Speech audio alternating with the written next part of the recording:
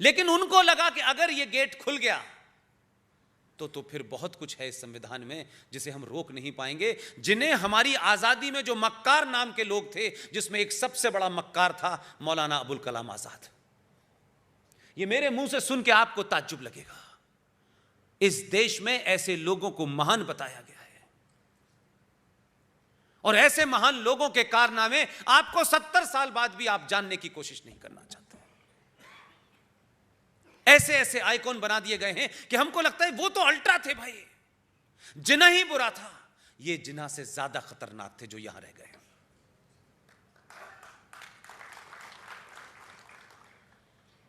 इसलिए मैं कहता हूं, सही बात को सही तरीके से लीजिए, कंफ्यूजन में मत रहिए।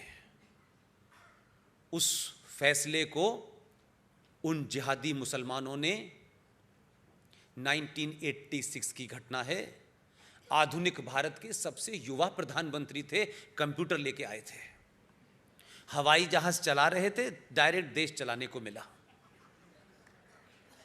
412 मेंबर ऑफ पार्लियामेंट की सीट थी पार्लियामेंट के अंदर। इतनी ताकतवर सरकार भारत के इतिहास में कम ही आई है। आधुनिक विचारधारा के होने के बावजूद भी इस जिहादी मुसलमानों के दबाव में इतनी दबे कि उन्होंने सुप्रीम कोर्ट के फैसले को इसलिए बदल दिया कि इस देश का मेजॉरिटी दंगाई मुसलमान इस फैसले को कबूल करना नहीं चाहता। पार्लियामेंट ने उस फैसले को बदल दिया। और यह ताकत जिसको आज मैं आम आदमी के सामने रखना चाहता हूं कि 70 सालों में ये जो शाहीन बाग पे जो लोग बैठ के नारे लगा रहे हैं, उनके नारों की इंटेंसिटी क्या है, उसकी फिलॉसफी क्या है। वो इसलिए लगा रहे हैं कि 70 साल में भारत के अंदर इस्लामिक जिहादियों ने एक इनविजिबल पावर सेंटर क्रिएट कर दिया था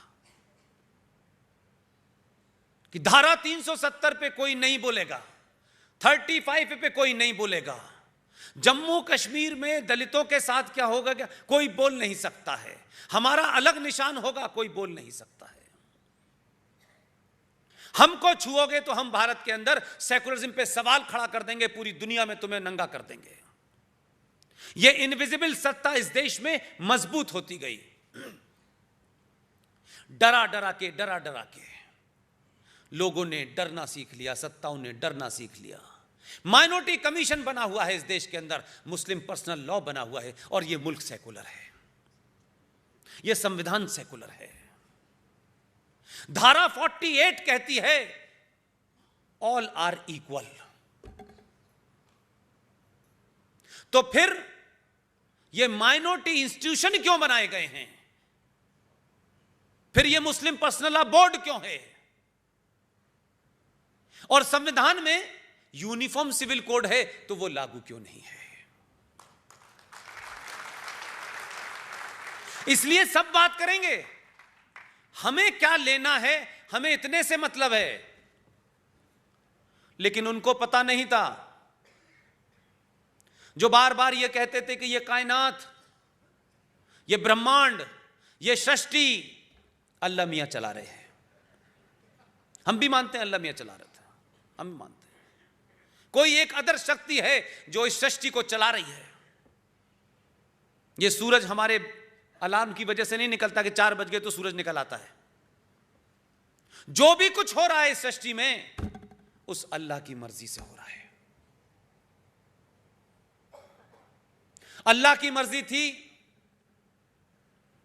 हमने बुरे काम किए, हमारे अंदर कमियां आई,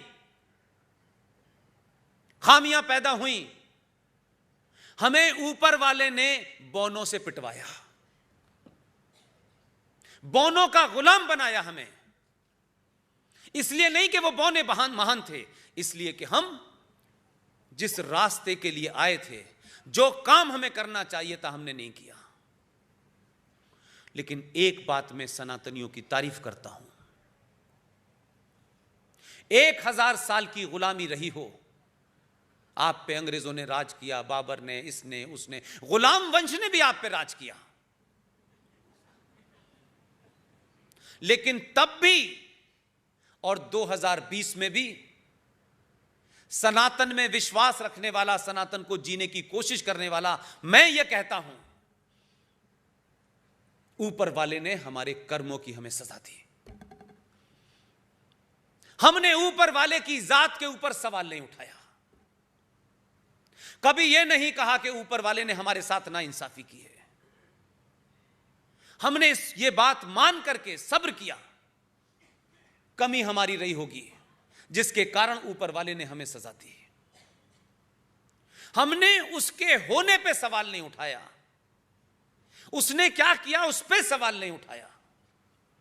मुसलमान से पूछता हूं मैं, आपका विश्वास 2014 में क्यों टूट गया?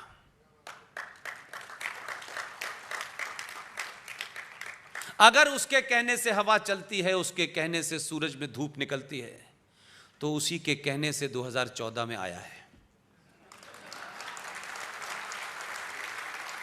उसको लगा होगा 1000 साल की भूलें करने वाले लोगों को अपनी भूल सुधार हो गई है, और अब जो तुम भूलें कर रहे हो उसको ठीक करने के लिए मैं भेज रहा हूं।